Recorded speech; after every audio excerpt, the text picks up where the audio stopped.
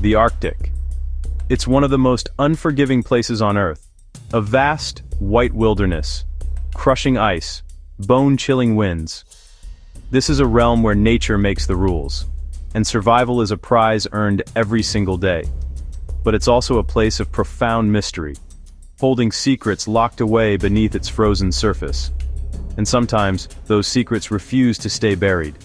Imagine you're a hunter, scanning the horizon of endless ice, and you see it. A ship. Not a modern icebreaker, but a dark, rusty specter from another time, moving silently through the pack ice with no lights, no smoke from its stack, and no sign of life. Before it became a legend, the SS Baychimo was a workhorse. It wasn't a glamorous ocean liner or a mighty warship.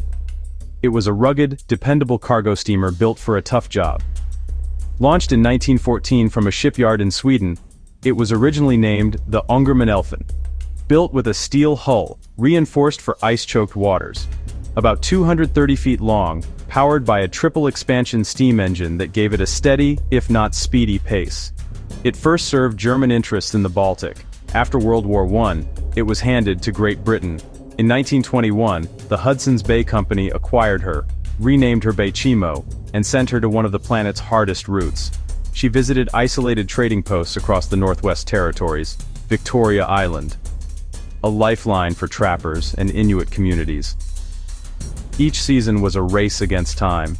She brought sugar, tobacco, tea, and ammunition, and returned with a fortune in furs. The date was October 1st, 1931. The SS Baychimo was pushing through the Beaufort Sea, laden with a fortune in furs, and nearing the end of her long journey. But the Arctic had other plans. A ferocious cold snap froze the sea with terrifying speed. Open water became a solid sheet of ice within hours. The ship was stopped dead, trapped, far from the Alaskan shore.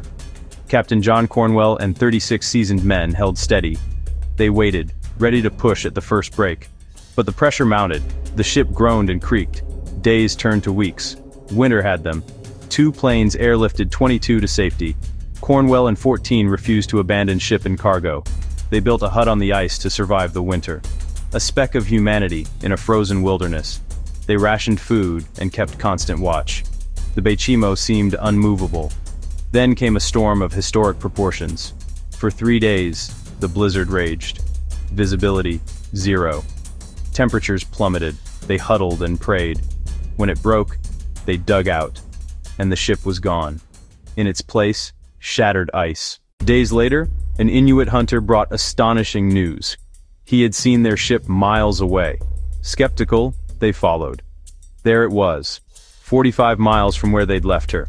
The blizzard hadn't sunk it, it had freed it. But the vessel was damaged and the ice unpredictable. The captain declared it a lost cause. They salvaged what they could carry, and abandoned the SS Baychimo for the final time. Listed as sunk, it refused to die. Sightings began within months, hundreds of miles off. No smoke, no lights, no one aboard. Over the next years, the sightings grew routine. In 1932, Leslie Melvin boarded, papers scattered, a half-eaten meal, furs still in the hold. A storm pinned him there for 10 days. The ship was a silent time capsule. The Baychimo had become the Arctic's greatest ghost story. A ghost ship full of furs is a tempting target, and people tried to claim it.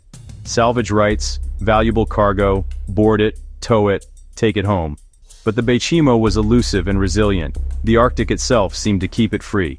In 1934, prospectors on the Trader boarded, planning to fix engines or tow. The ice moved, forcing a desperate retreat. In 1939, Captain Polson tried again. Tow lines snapped. The ghost slipped into the mist. A battered wreck, yet afloat and on the move. Over time, the tale became legend along the coast. Hunters spoke of a devil ship, an omen of hard winters. Some said spirits crewed her, doomed to sail forever. Strange lights, a bell in the night, wind, or something more. Pilots reported her in places that seemed impossible. One year east, the next far west, as if she sailed the passage alone. The world was captivated by a ship that would not give up. The last confirmed sighting came in 1969, frozen fast in the Beaufort Sea. By then a skeletal hulk, and then it vanished for good. Was it cursed or supernatural? Or is there science behind the Baychimo's journey? Oceanographers and engineers have compelling theories. First, its reinforced steel hull was built to withstand ice. With holds mostly empty but for furs, it floated high, buoyant as a cork. Ice pressure often lifted it onto the ice, not crushed it. It rode the floes, passenger on a massive, slow conveyor.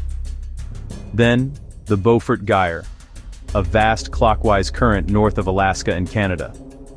Winds pushed the ice. The ship went along for the ride. Summers freed her to drift. Winters trapped her again. Shallow coasts meant grounding far offshore. Then tides refloated her. A strong, buoyant ship in a cyclical system, drifting for decades. In 2006, Alaska launched a project to find her fate. They scoured records, analyzed imagery, studied currents. Despite it all, the Baychimo remained elusive, never found. Did she finally sink, secrets sealed on the seabed? Or is she still locked in ice, a time capsule waiting? The story endures: survival, nature's power, and mystery. She drifted through the Cold War, a silent witness to change. What wonders passed her empty decks? Polar bears, migrating whales, the aurora. The Baychimo sails on in our imagination, an unsolved mystery, a phantom of the North. The truth is still out there, somewhere in the ice.